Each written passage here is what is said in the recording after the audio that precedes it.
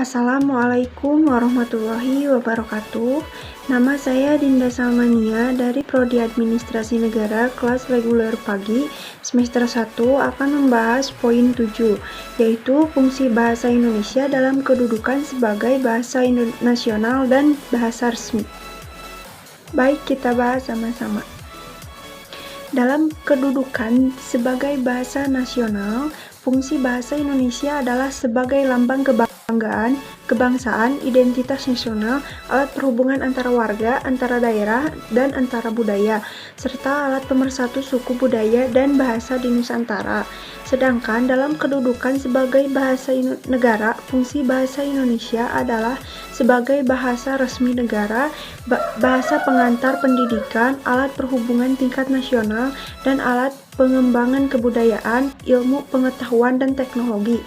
Kedudukan bahasa Indonesia mempunyai dua kedudukan yang sangat penting, yaitu sebagai bahasa nasional dan bahasa negara. Sebagai bahasa nasional, fungsi bahasa Indonesia diantaranya adalah untuk mempererat hubungan di Indonesia. Fungsi ini sebelumnya sudah ditegaskan di dalam butir ketiga Ikrar Sumpah Pemuda 1928 yang berbunyi, "Kami putra dan putri Indonesia menjunjung bahasa persatuan bahasa Indonesia." Kata menjunjung dalam KBBI antara lain beralih memuliakan, menghargai, dan menaati atau menasihati perintah dan sebagainya.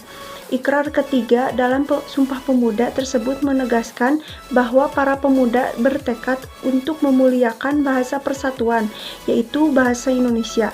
Pernyataan itu tidak saja merupakan pengakuan berbahasa satu, tetapi merupakan pernyataan tekad kebahasaan yang menyatakan bahwa kita bangsa menjunjung tinggi bahasa persatuan, yaitu bahasa Indonesia.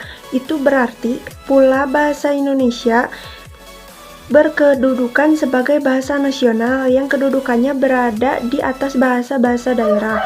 Kedudukan bahasa Indonesia sebagai bahasa negara dikukuhkan sehari setelah kemerdekaan RI atau seiring dengan diberlakukannya Undang-Undang Dasar 1945.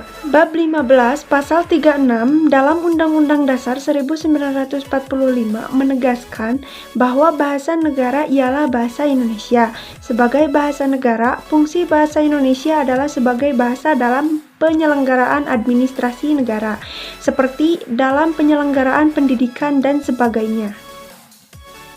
Sekian dari saya, mohon maaf bila ada kesalahan dalam berbicara. Assalamualaikum warahmatullahi wabarakatuh.